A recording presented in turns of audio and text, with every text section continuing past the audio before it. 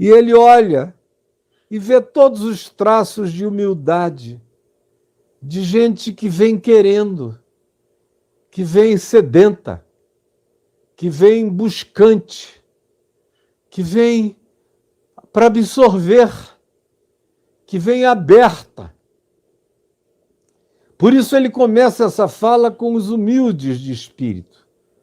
E quem tem me ouvido nos últimos 50 anos, ou não precisa tanto, mas quem tem me ouvido nos últimos 25 anos, pelo menos, ou lido o meu site, ou assistido aqui os meus programas na internet de uns 18 anos para cá, mas quem me ouve há 50 anos sabe o que essa palavra humildade significa. E como eu não me canso de repetir o significado dela, porque para mim ela é de uma significação linda, imprescindível. Quem é humilde de espírito? Para a maioria das pessoas, humilde de espírito é aquele cara corcunda, que tem uma postura que vai cada vez se curvando mais, não levanta muitos olhos, para não parecer presunçoso, fala baixo, é pouco ousado, é tímido, vai ficando até rouco. Todo mundo fala antes dele, porque ele tem um compromisso de ser reconhecido como um cara fraco, porque o humilde de espírito frequentemente é associado à fraqueza, à timidez, à inibição. Esse foi o estereótipo que foi construído. Eu me lembro que quando eu fui ordenado pastor, há tantas décadas atrás, às vezes chegavam para mim e diziam: eu gostaria que o senhor atendesse um homem muito humilde aqui da igreja, que ele não tem nem coragem de falar com o senhor, é aquele ali. Aí eu, um jovem pastor, o chamava: meu irmão, vamos conversar. Aí ele vinha assim, todo quietinho, sentava, a voz baixa que você quase não ouvia. Eu ia pedindo para a pessoa se expressar, fale alto. Por que você não se empina? Bote o ombro para trás. Essa postura faz mal, você vai ficar velho cedo, velha. Isso enfeia a sua postura. Vai fazendo isso. Aí a pessoa parecia que estava até em pecado por sentar-se ereto, por falar mais alto. Olhe nos meus olhos. Desculpa, pastor, é que eu sou uma pessoa humilde mesmo. Digo: não. Humildade não tem nada a ver com isso. Me conta o que te aconteceu. E frequentemente eu encontrava uma pessoa raivosa, amargurada, cheia de complexos que produziam dentro dela um espírito reativo, e a reação era esse autoincubamento, era o silêncio familiar, era não dirigir a palavra a ninguém, era chamar a atenção por essa postura curvada, que, aliás, é uma postura religiosa de sempre.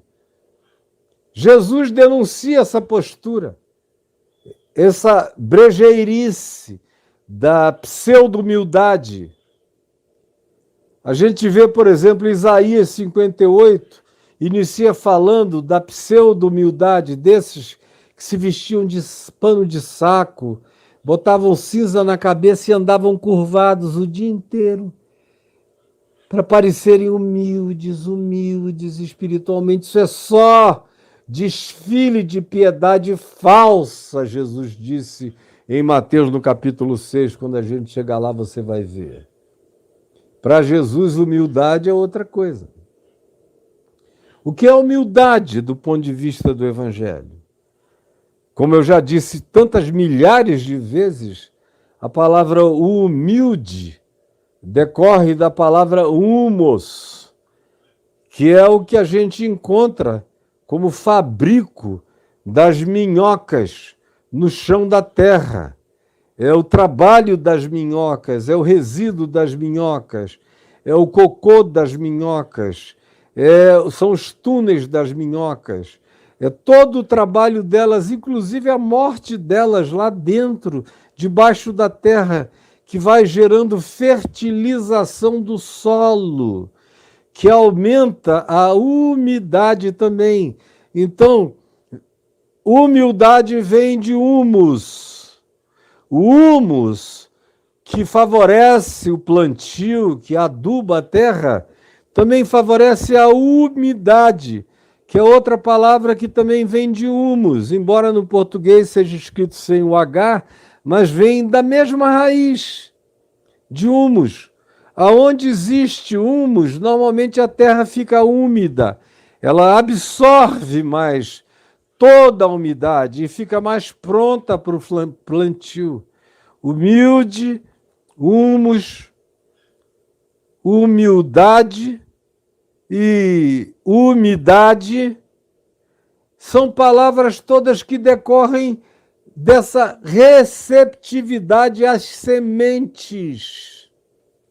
De modo que o indivíduo humilde é um indivíduo ensinável, é como uma terra fértil, é como uma terra preparada, é como uma terra onde a semente caindo vai encontrar expansão para a raiz, para aprendizagem, para absorção, para o crescimento, para o enraizamento profundo.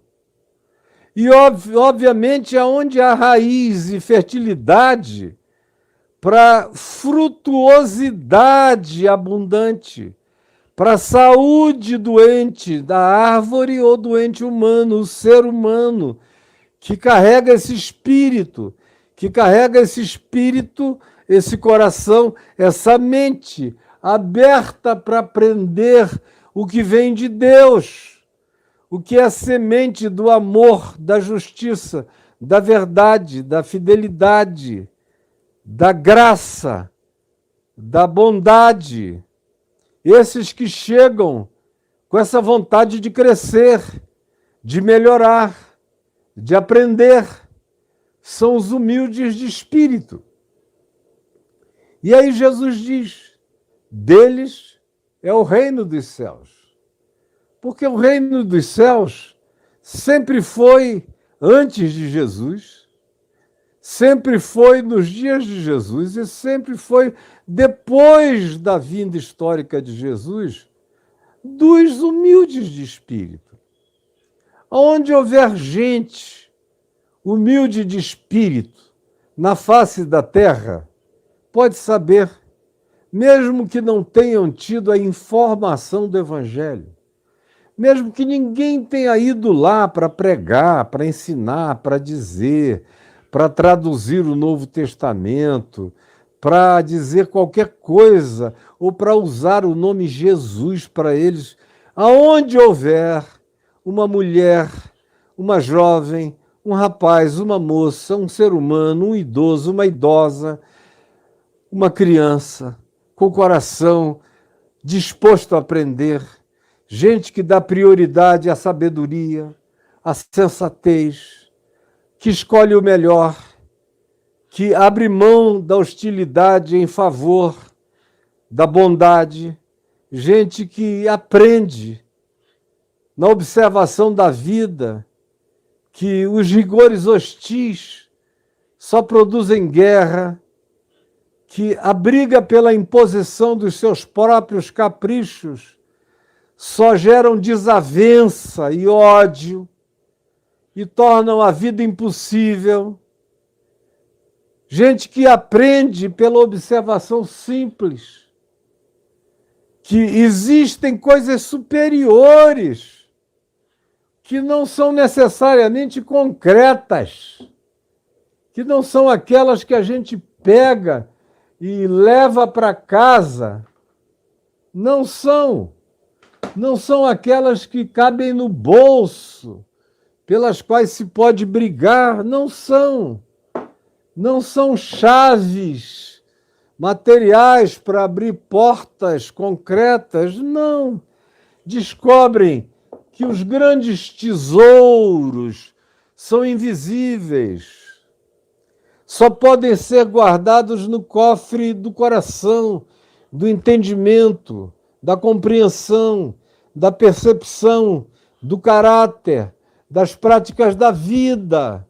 São essas pessoas que são as humildes de espírito. Agora, ninguém foi mais humilde de espírito do que aquele que estava dizendo bem-aventurados os humildes de espírito. Tem gente que pensa que Jesus disse e deu mandamentos para os outros, que ele não cumpria. Mas eu sei, e só assim eu aprendi, o que é ser humilde de espírito, vendo a humildade de espírito de Jesus. É com Jesus, é tendo Jesus como chave hermenêutica, chave interpretativa, é que eu entendo o que ele disse. Ele disse, bem-aventurados os humildes de espírito. Aí eu não penso em Davi, não penso em Moisés, não penso em Abraão, não penso em Paulo, não penso em Pedro, não penso em Maria, não penso em Madalena, não penso em ninguém, em nenhum dos seus discípulos, eu penso em Jesus. Ele foi verdadeiramente o único humilde de espírito, que sendo Deus, presta atenção aqui, que sendo Deus, não julgou como usurpação o ser igual a Deus, como Paulo diz em Filipenses no capítulo 2.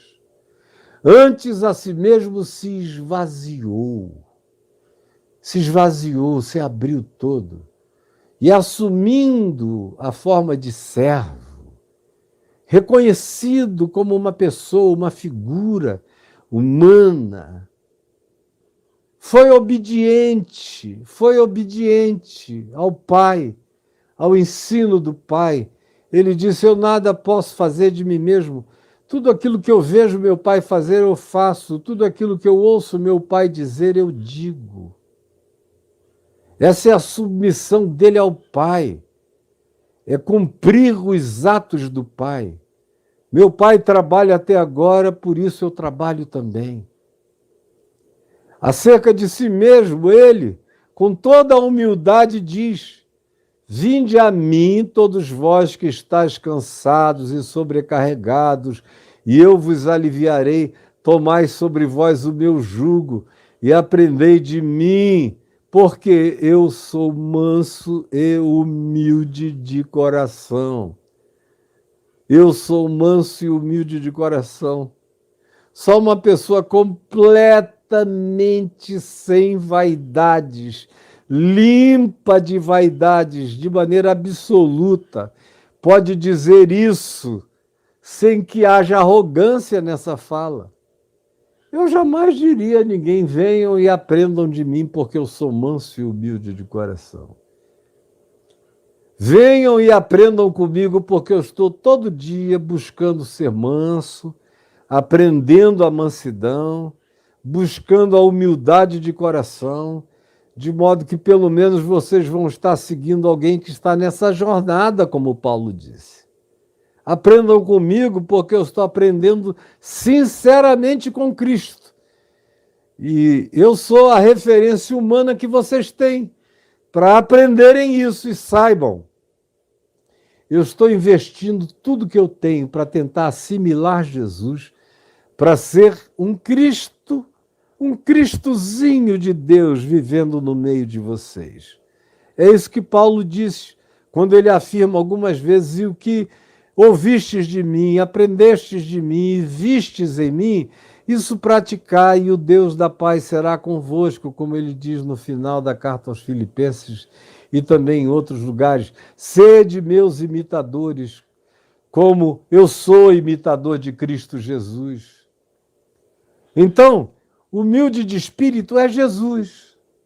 É com ele que eu fico sabendo o que é ter um coração que é só humus para o Pai.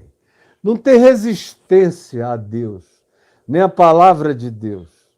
nem ao mandamento do amor de Deus. Não tem discussão com Deus e nem diálogo com o diabo, como vocês viram aqui comigo nas tentações. Nenhum diálogo com o diabo e nenhuma resistência à vontade do Pai. É sobre ele que se cita um salmo no primeiro capítulo da Epístola aos Hebreus, que diz: eis-me aqui, ó Pai, para fazer toda a tua vontade. Corpo tu me deste, tu me encarnaste, tu me fizeste um corpo vivo no espaço-tempo, na história, para que eu cumpra toda a tua vontade. Encarnado como um ser humano, mostrando a possibilidade humana de que a tua vontade seja praticada por homens e mulheres. Então olhem para mim, é o chamado dele. Se vocês quiserem saber o que é ser humilde de espírito, venham a mim, porque eu sou manso e humilde de coração.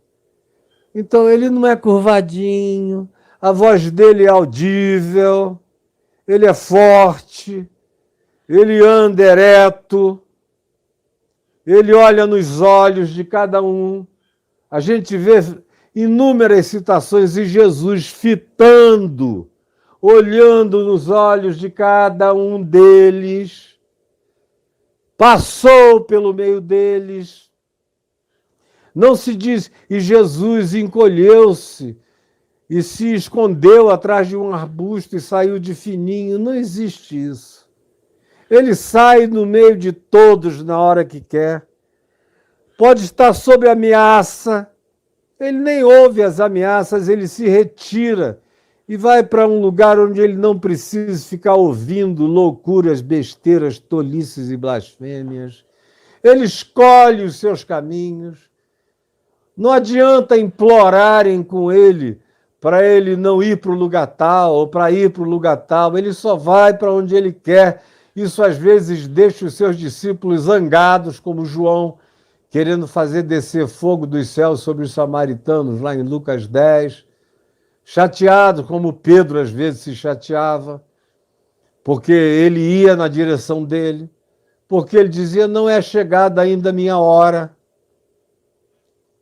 E ele só faz as coisas segundo o tempo de Deus. E era humilde de espírito. O mais humilde dentre todos os homens. Porque antes de ser um ser submisso a qualquer ser humano, a minha humildade de espírito se manifesta pela minha disposição de submissão ao mandamento do amor, da verdade, da justiça do Evangelho. Quando eu me submeto a Cristo, eu sou humilde de espírito.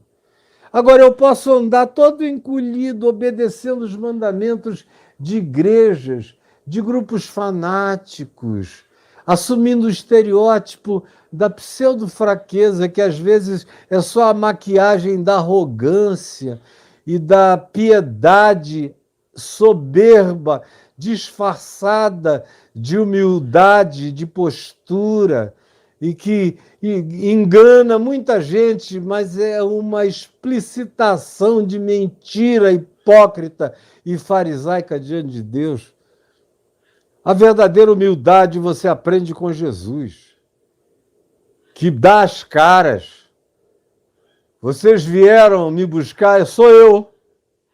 Nenhum deles aqui, sou eu que vocês vieram buscar. Eu é que falei. É de mim que vocês estão atrás. Ele não se esconde de ninguém. Ele não se oculta, e quando se oculta querendo descansar, lá no caso da mulher cirofenícia, em Mateus 15, em Marcos, nos textos que aludem àquele fato, a mulher entra e ele é humilde o bastante para se deixar vencer numa guerra de repentes, como no Nordeste brasileiro, numa guerra de adágios populares. A mulher termina com aquela Afirmação linda, eu sei, Senhor, mas eu sei que os cachorrinhos debaixo da mesa comem das migalhas dos filhos das crianças. E Jesus disse: Oh, mulher, que coisa mais linda! Seja feito conforme tu queres. Isso é humildade de espírito, essa coisa de dizer é tua, é teu.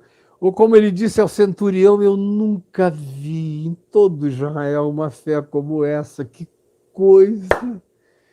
Jesus nunca disfarçou as suas surpresas, o que é um sinal de humildade de espírito.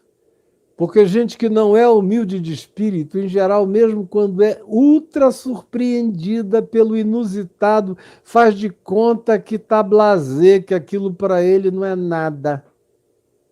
Nada. Você sabe do que eu estou falando, porque muita gente aqui é assim. Vê o que nunca tinha visto, ouve o que nunca tinha ouvido, aí você ouve depois a pessoa diz, foi legal, foi bom, foi bonzinho, foi razoável. Quando na realidade ela está chocada porque ouviu o que nunca tinha ouvido, aprendeu o que nunca tinha aprendido, só não quer dar o braço a torcer pelo orgulho horroroso, perverso do coração. O humilde de espírito não contém a sua perplexidade de aprendizagem, não esconde o susto da revelação, não encobre a alegria da surpresa que lhe invadiu a alma como graça completamente nova. O humilde de espírito não se oculta. Ele não anda com prevenções, mas também não anda com ocultações. É como eu aprendi com meu pai, que dizia, meu filho, eu não tenho nada a esconder e também não tenho nada a revelar. Não me sinto na obrigação de revelar nada e também sei que não tenho nada a esconder, mas não é porque eu não tenha nada a esconder que eu tenho que sair dizendo tudo aquilo que venho a me inquirir. Eu tenho a liberdade de silenciar na minha paz, que é como você vê Jesus praticar diante de autoridades e do sinédrio. Não se esconde, não tem nada a esconder, mas ele diz, não tenho nada a declarar. Ou ele pode dizer, quem está dizendo é você. Eu mesmo estou calado, só falo quando quero. É o humilde de espírito que diz, a minha vida, está lá no Evangelho de João, ninguém a tira de mim. Pelo contrário, eu espontaneamente a dou. Esse é o humilde de espírito, que não é aquele cara que se oferece para ser joguete para lá e para cá. Não, a minha vida é minha. Eu tomo decisões e vivo com as consequências. Mas nem por causa dessa capacidade resolutiva o indivíduo deixa de ser o humilde de espírito. O maior humilde de espírito, aquele que, como diz o Salmo, tu abres os meus ouvidos todas as manhãs e tu me dás uma língua de eruditos. É Jesus. O humilde não é alguém que não tem a erudição espiritual. O maior de todos os eruditos é Jesus. É ele que confunde os sábios, os entendidos, os acadêmicos, os escribas, os estudiosos, os mestres em Israel, que se perplexificam diante da humildade explícita e rasgada das revelações que ele trazia. E a humildade era tão grande que ele as declarava sem nenhuma arrogância, sem nenhuma soberba. Era natural para ele declarar aquela verdade. quando ele queria. Havia ocasiões que ele dizia, como disse aos discípulos, muitas coisas eu ainda tenho a vos dizer, mas não posso declarar agora, porque vós não estáis preparados para entender. Tenho muito a falar, mas vocês não estão preparados para entender, eu vou calar. Você vê que o próprio processo pedagógico de Jesus está claro nos evangelhos. Por exemplo, aqui no Evangelho de Mateus, Jesus vem ensinando sobre quem ele é, quem ele é, quem ele é, a morte dele em Jerusalém, como ele iria sofrer, ele vem falando. Aí quando chega num dado momento, em Mateus 16, quando ele perguntam quem diz as multidões que eu sou, e ouve as respostas dos discípulos, e ele diz, e vós, o que dizeis que eu sou? E Pedro diz, tu és o Cristo, filho do Deus vivo. Observe lá em Mateus 16 o seguinte, daquele tempo em diante, firmado esse princípio, passou Jesus a ensinar sobre os seus sofrimentos que viriam na cruz, para os quais os discípulos não estavam preparados, como não estiveram nem no dia, nem na hora, nem durante o acontecimento. E Jesus falou, mas os textos do Evangelho dizem que os seus ouvidos estavam como que impedidos de compreender. Depois da ressurreição também, ele tem que lhes abrir os olhos e os entendimentos, para que eles consigam ver e entender, porque o bloqueio cognitivo é enorme. Para a gente lidar e aceitar o inusitado, tem que ter uma humildade absoluta de coração, do contrário, ou Deus abre o nosso entendimento, ou a gente se bloqueia. Mas o humilde de coração, o manso de coração, é esse que faz as declarações mais impensáveis, e ele é o que pode fazer, porque ele faz sem megalomania. Ele diz, o que eu tenho ouvido, eu vos tenho dito. O que eu tenho visto, eu tenho praticado. E eu nada posso fazer, senão repetir o meu Pai. Essa é a minha submissão. E repetir o meu Pai com a coragem do Evangelho, com a alegria do Evangelho. Portanto, o humilde de espírito, em resumo, é o ensinável. E o mais ensinável de todos os homens é o Filho do Homem, é Jesus de Nazaré. É aquele que diz, eu nada digo de mim mesmo. Eu nada vos digo de mim mesmo. Mas o Pai, que permanece em mim, faz as suas obras. Crede-me que eu estou no Pai, que o Pai está em mim. Crede ao menos por causa das mesmas obras, do mesmo resultado, do mesmo fruto, das mesmas decorrências. Crede ao menos por causa disso. Agora, eu posso falar o que eu quiser porque não tem uma gota de jactância em mim. Eu me esvaziei de mim para ser só um ser humano, servo de Deus, servindo aos homens, porque eu não vim para ser servido. Eu vim para servir e dar a minha vida em resgate de muitos. Esse conceito do que é ser humilde de espírito é uma das coisas mais equivocadas no nosso meio. Mais equivocadas. Quase ninguém entende.